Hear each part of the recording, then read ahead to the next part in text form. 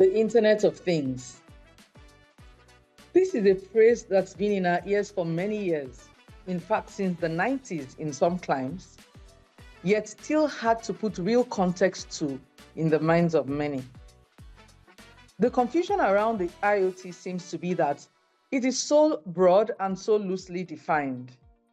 It can be hard to nail down the concept in your head when there are so many examples and possibilities within it. We've learned that to be smart, a thing doesn't need to have super storage or a supercomputer inside of it. It just needs access to it. Some people have said that the Internet of Things, all things connected to the internet, can be put in three categories. Things that collect information and send it, things that receive information and act on it, and things that do both.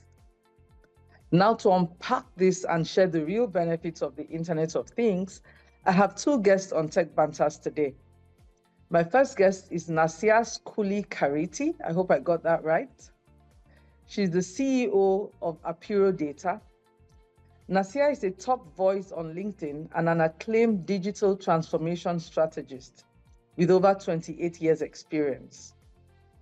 A founder of Apiro Data Limited, CDO at GTC, and an advisor at the Mobile Ecosystems Forum, MEF. She combines technical innovation, commercial strategy, and operational excellence to orchestrate comprehensive business transformation. A sought-after global speaker, she's known for her unique approach to integrating technology with human-centered change management. Pleasure to have you on TechBanterz, Nasia. Happy to be here. I'm really glad that we're having this conversation, and I'm looking forward to what it will unfold. Awesome. Our second guest is Philip Egbeto. Philip is a senior technology consultant who is passionate about guiding organizations through their digital transformation journey. With over 17 years' experience across diverse industries, Philip has played influential roles in helping organizations select, implement impactful technology solutions. Philip believes that IoT, cloud, and AI are converging and presenting tremendous new opportunities for businesses to innovate, scale, and sustain competitive edge.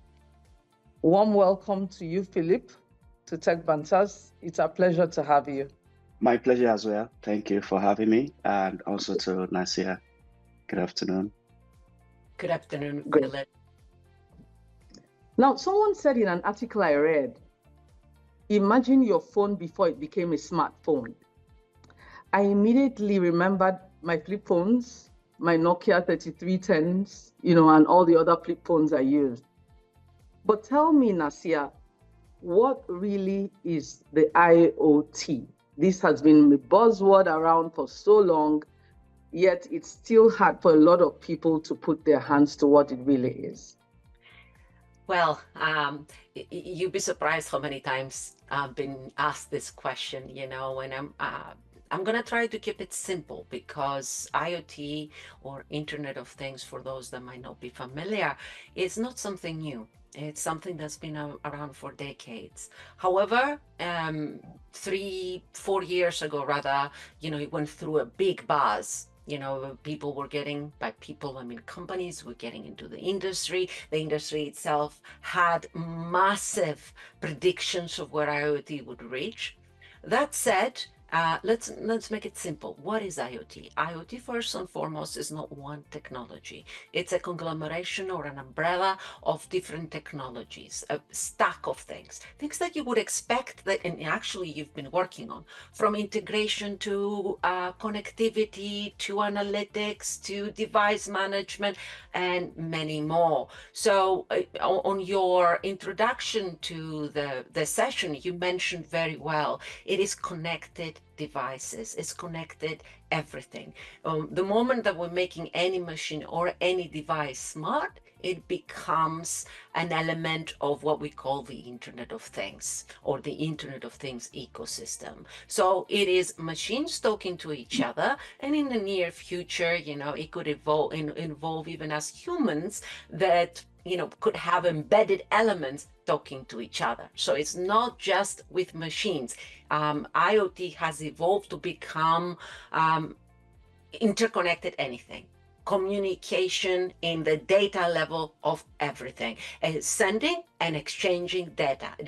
The moment you send and exchange data, you become under the IoT umbrella or ecosystem. I mean, many people, especially if they're from their telco background, they might remember machine to machine, which is still valuable, right? Machine to machine is still a part of IoT on a connectivity area. One machine talking to another machine. Another way to see it is with the IoT side, it could be multiple machines talking to multiple machines, or multiple to one, or one to multiple, just to simplify what IoT is without overcomplicating its description.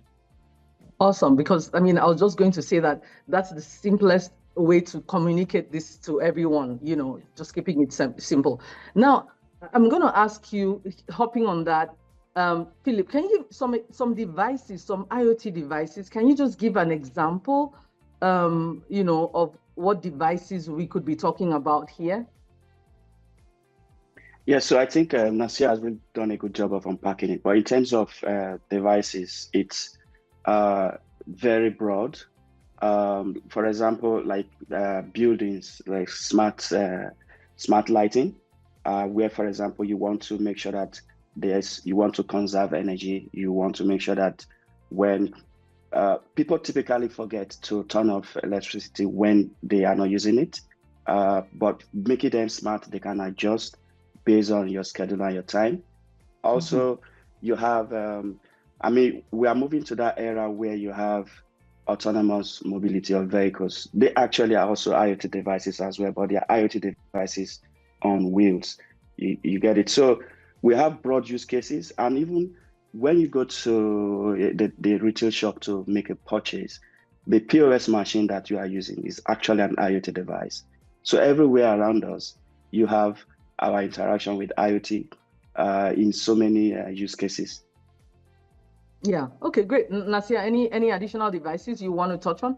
Yes. I always, like to make it very simple for folks, because we don't know what the audience is that will be listening. So think about from wearables, like a smart watch, for instance, that's an IoT device. Your computer and your phone, they also fall under the IoT devices these days. When we're looking into, Philip mentioned smart cities, what is in a smart city? Let's condense it into your house. Smart lighting, as Philip said, smart doorbells, smart refrigerators, your Roomba vacuum, if you have one of those going around and doing the cleaning for you, that's an IoT device. Your Alexa or Siri, those are IoT devices as well.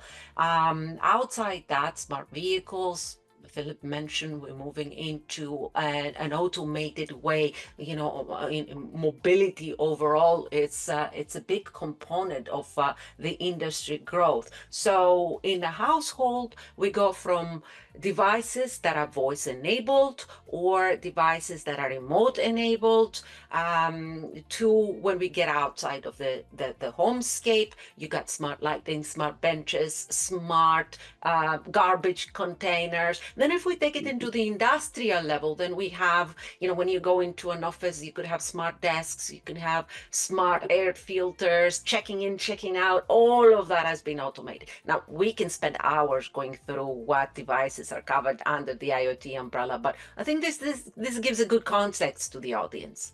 Yes, it's relatable, it's day-to-day things that we see and, are beginning to get used to in our daily lives, right?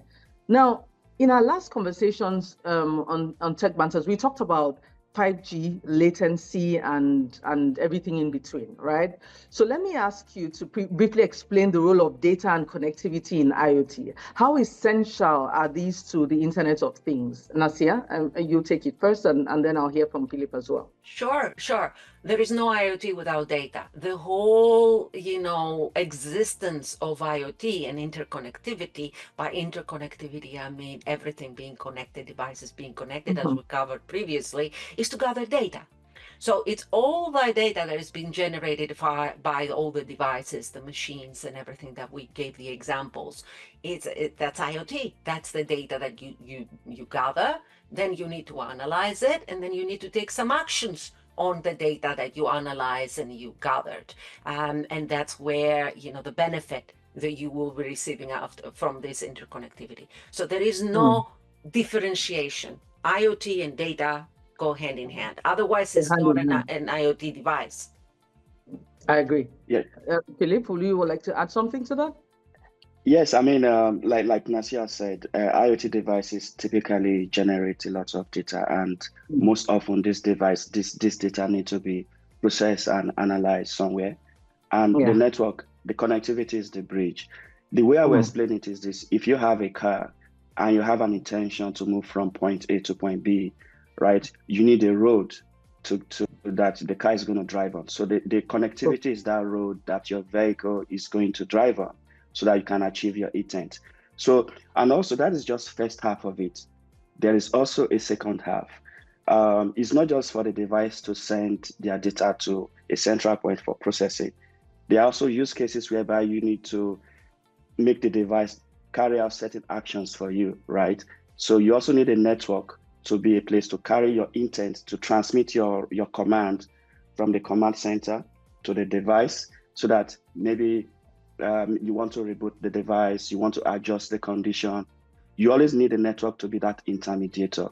Otherwise, like Nasia said, IoT, data and connectivity, without them, you typically wouldn't have IoT. IoT. So these are like the facilitators, more or less, as they were. Yeah, awesome. Exactly. And I would give people a little hint, if I may, where, when it comes to pinging the devices or sending, data back to the devices or from the devices, we can do that with data, mobile data, or other means. But one area that needs to be explored, and I think it will add value to the telco and messaging ecosystem, is you can do that with SMS. You can use A2P SMS to achieve that. And I think that is underused at the moment. And there is a good value, a good revenue stream for anybody looking for additional ways to increase the revenue on that side of the business. Okay. The other thing that has been a question around is how well can 5G, in the way that we know it, handle the IoT experience, right? Is 5G adequate to handle IoT in its non-standalone mode or in the standalone mode? We eagerly wait a transformation from the 5G non-standalone, right? So do you think that the non-standalone mode of 5G is adequate to handle the Internet of Things? Do you want me to start? Yes, please. Please go ahead. So a quick definition on what is standalone and non-standalone. Basically, on a non-standalone, IoT is using both LTE or 4G and the 5G capabilities. It's a hybrid, it's especially for situations where 5G might not be fully available or deployed. So it can handle in its non-standalone mode the majority of the use cases out there. But it's able to handle things like, especially on early deployments, but it's lacking some performance and some features that the standalone deployments do, the standalone 5G is doing. Still, I think it's a good bridge between fully deployment of 5G capabilities for IoT, and it's a road It's a walk up to that destination. But to the early part of your question, when you said, can 5G handle outside the standalone or not standalone, the 5G itself, I mean, the whole purpose it was developed is to handle and to enhance IoT connectivity, you know, it's from low latency, enhanced reliability, network slicing, higher data rate. You know, I can go on and on and on and on, but I'm not going to take too much time on this one. But standalone, non-standalone, I think non-standalone good enough for early adoption, to summarize what I'm trying to tell you, and as a road to full 5G deployment. Okay, Philip, any Yes, other yeah, I thoughts? think Nasia has done a really good job of explaining the concept of standalone and non-standalone. Mhm. Yeah, so I think we are on an evolutionary path to where IoT, for example, what the impact of IoT now, the near real-time use cases that are coming up in the future, right? 5G Yeah. is going to enable them. What we have currently, this non-standalone can, you know, handle it. But as we move to where we have like autonomous vehicles, V2X environment, smart integrated city with everything working coherently together. The difference, yeah, what will take us there is real time or near real time communication, right? And 5G, without even me going into whether it's standalone or otherwise, bring this low latency communication, the scale, right, and speed to make as if we are even very close. I mean, 5G just removed the latency requirement or challenges that IoT has had over the years. So I think it's an interesting future we are moving into. And as these use cases evolve, right, we also see that networks are also evolving. We're going to start seeing more dedicated 5G deployment in the future. And everything is going to come nicely together for us to have like a true user experience that is good for all. Yeah, we really can't wait because, you know, there's been some reluctance across different climes on what to use for IoT, you know, which to use, what to deploy, etc., etc. We can't wait. All right.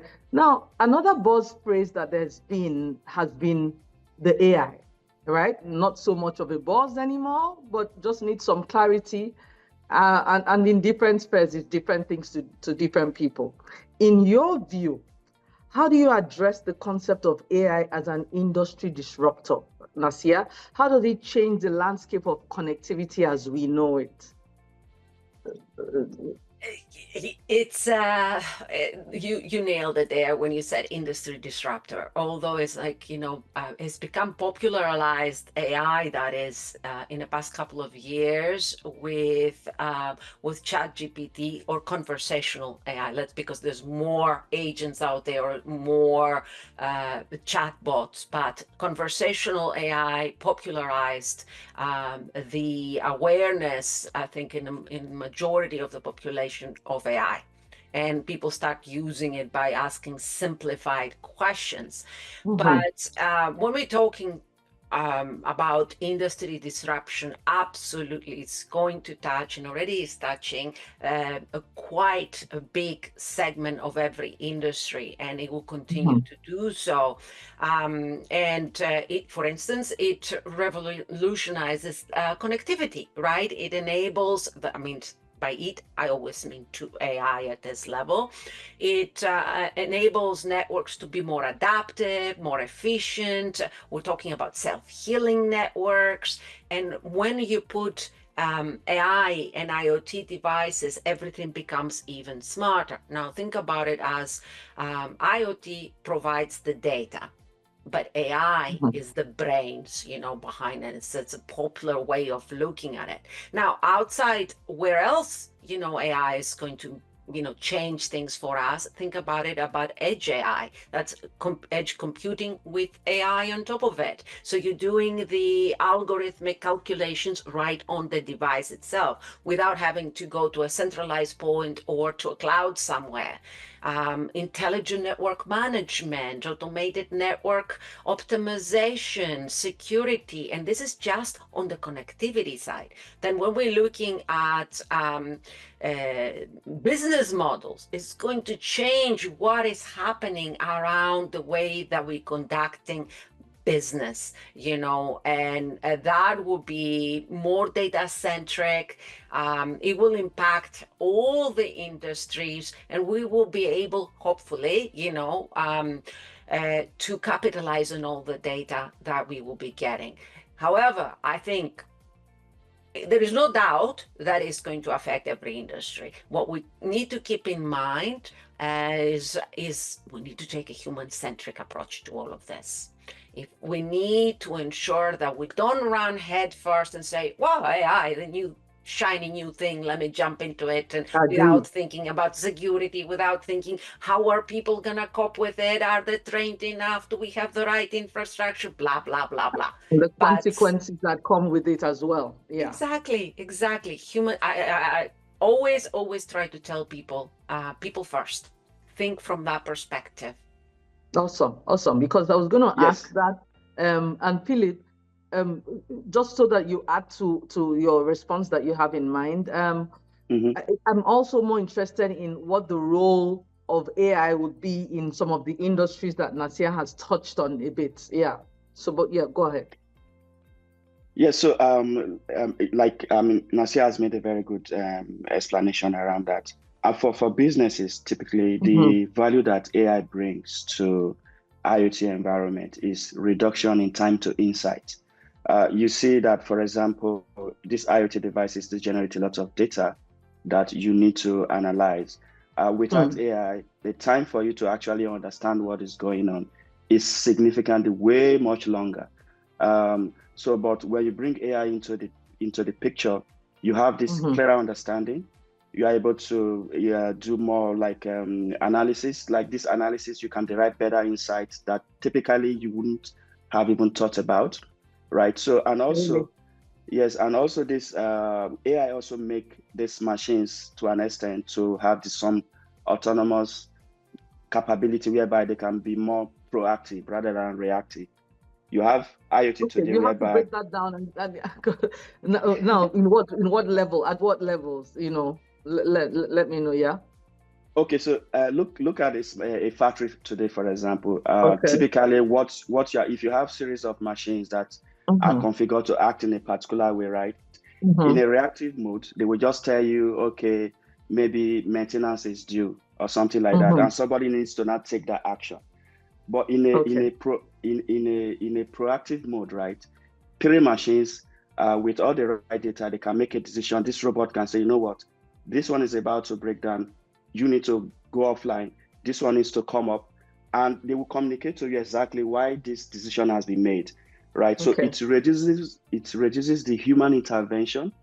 So you acting, this machine are not even acting on your own behalf now, because AI has made them more intelligent, right? And this gives you more value to your investment. Yeah.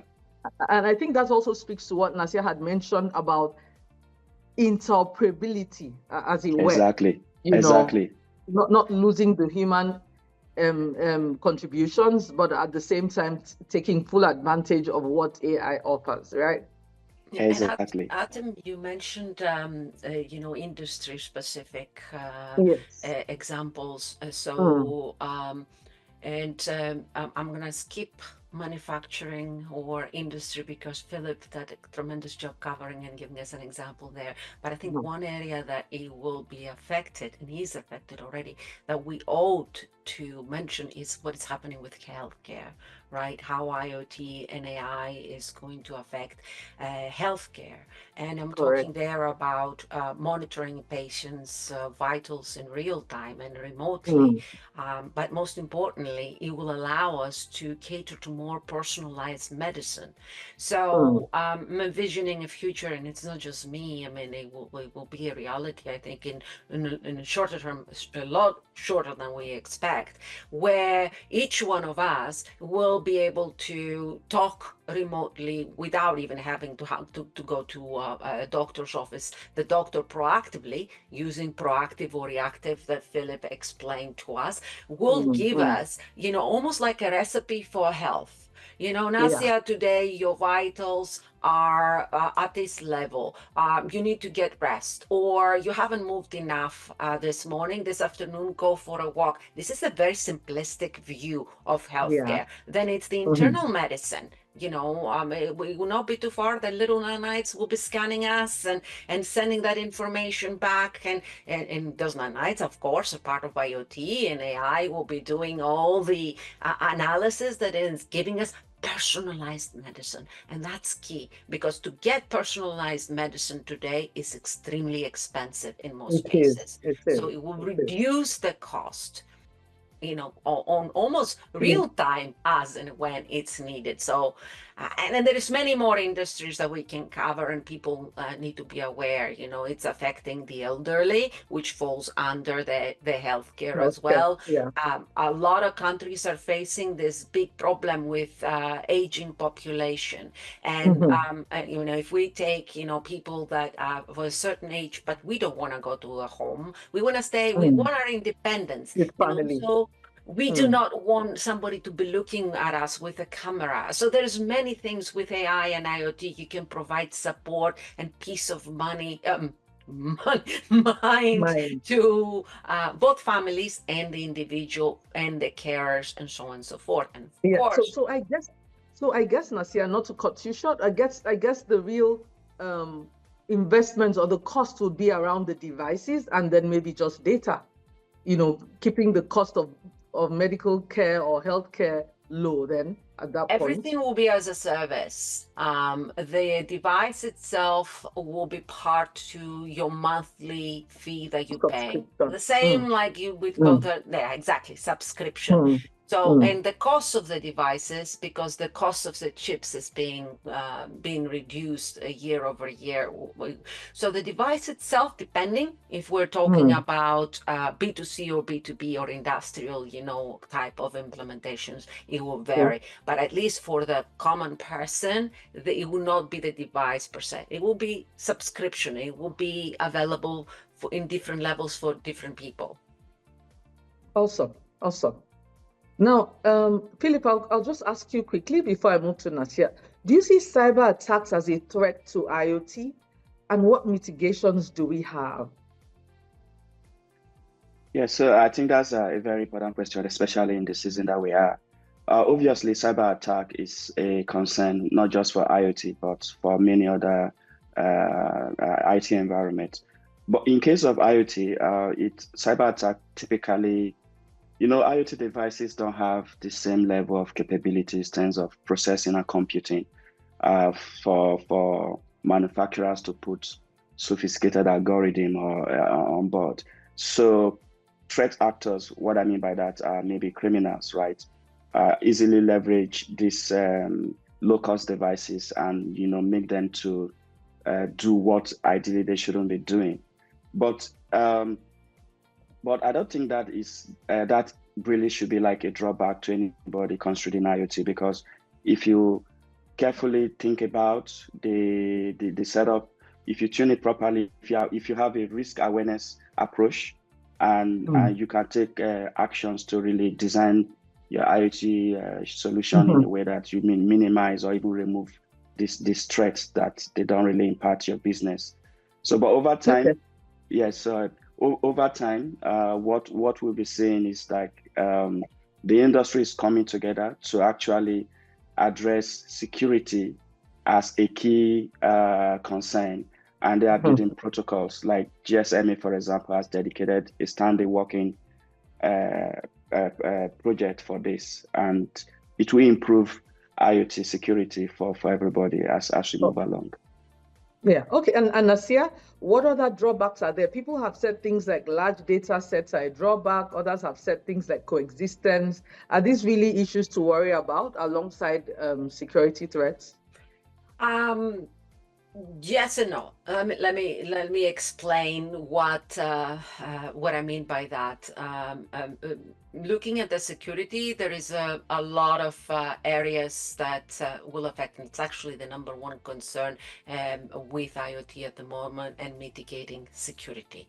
So the drawbacks, Philip explained, the situation and what the industry is coming together to address, and there is a lot of things that will be implemented over the next couple of years to ensure regulation as well, to ensure.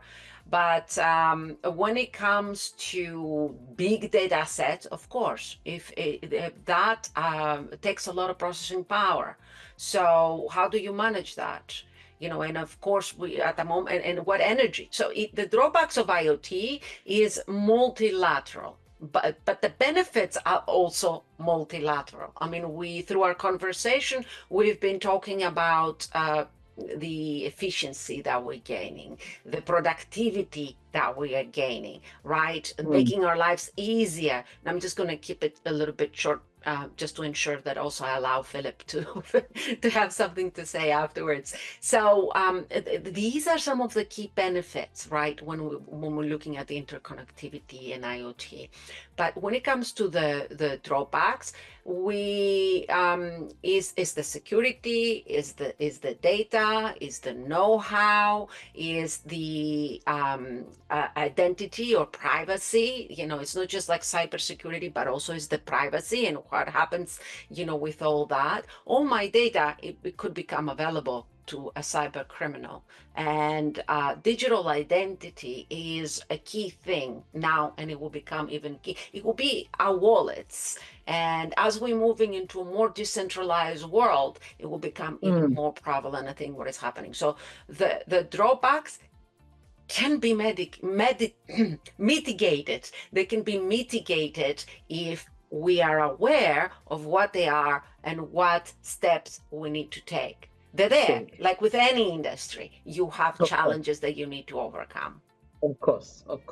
Thanks a lot for that. Now, go ahead, Philip. I mean, yes. So Nasia did a very good job of explaining.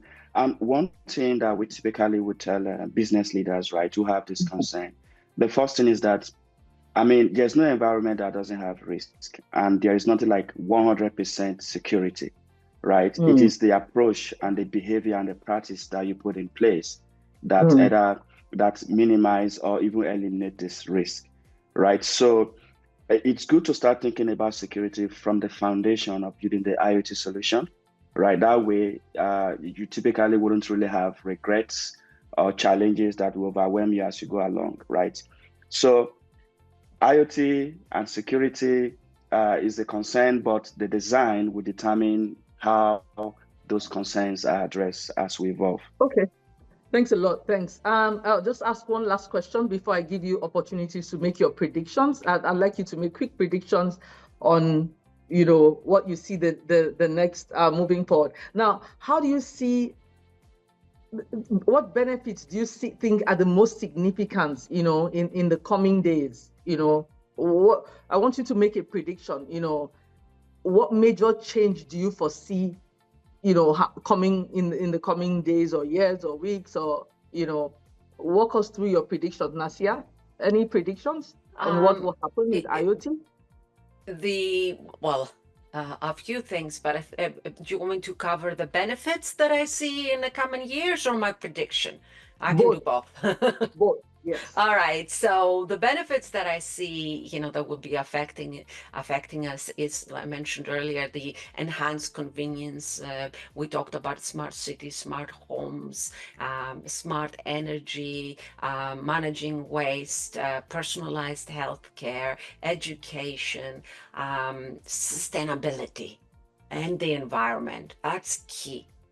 But when we are managing efficiently our energy and we're managing efficiently our waste reduction, that is part of the sustainability initiatives. CO2 management, same thing. So the benefits are numerous. And not only, they're going to be even more advanced in more different use cases and applications in the future. But these are the ones that we're seeing right now.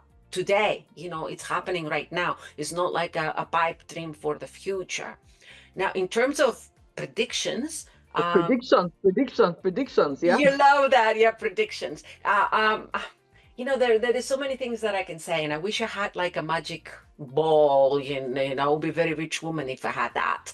But I'll tell you my favorite, one of my favorites, because there is between two, the healthcare, side of things. It's important, but when it comes to ambient intelligence, I think we're going to be hearing this a lot in the coming years. And what is ambient intelligence? This is the practical things for us, the individuals, not the business. I'm keeping it on the individual level. It's IoT devices becoming more invisible but omnipresent. They're everywhere. Everything and everybody will be connected. AI systems will anticipate our needs, my needs, Philip's needs, and they will act before we have to trigger them. A lot more proactive approach to it. Seamless integration amongst our systems without having to fiddle with things to see, oh, this system doesn't work with that system. Human-machine collaboration. I'm talking about collaboration, not taking over. It's extremely important. Absolutely. Sustainability, that's all falls under the ambient intelligence. So to summarize it makes everything available to everybody. I don't want to use the catchphrase democratization, but unfortunately in this scenario I might have to. So it's just democratizing advanced IoT capabilities and making it available to me and you, not just the industry. Awesome. I'll have to replay that and listen again and keep it in mind. Philip, please, what benefits and then your predictions? Predictions? Yes. So benefits, Nasia has really done a good work, talk extensively. But for businesses typically, which I would say IoT have a way to reduce cost for you. And automatically that means you can reduce costs, reduce your risk, and increase your revenue, because it just makes your business run a bit more efficient, right? And it shortens time. It just reduces waste across society, across consumers and everything. So in terms of prediction, what I'm saying, or what I'm looking forward to see, is that IoT is going to be more edge-like, right? So a lot of things are going to move to the edge. Today, the intelligence capability of IoT is typically centralized, meaning the cloud or specialized data centers and other stuff. But for us to really have a truly ubiquitous IoT that is very impactful in terms of how society and how cities work, then some of these decisions will have to happen very close to where the data is being generated. And that means edge, right? So IoT devices are going to be more intelligent and more capable to be able to provide this insight and react in real time as we move on.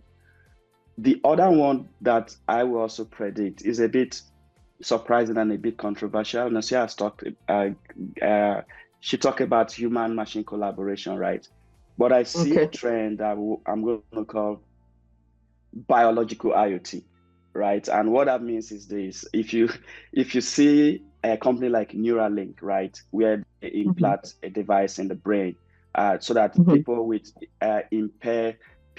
physical disability can regain lost function. And we've seen that is actually IoT, because the things that make IoT work, you need power, you need communication, connectivity, everything actually live in that device. So over time, we are going to see more of this prevalent, whereby humans that have disabilities, right, IoT is going to intervene to reduce the inconveniences they currently face, right? And overall, we see that's a very good place to be, not just for industry, but personal, for humans to live better lives. Thank you so much, both of you. Thank you, Nasia. It was awesome to have you. Thank you, Philip. On that note, I'd like to say we look forward to your predictions. We will keep them in mind. We know that you won't be too far from where we actually are going. It's such an interesting thing to talk about. It's an interesting topic. Will for a long time be, and then we hope that we can have you sometime in the future where we can expand more on some of the things that we see and the changes that we see as the days come by. Thank you so much. It was wonderful to have you on TechBanterz. Have a wonderful evening. Thank you very much. My pleasure.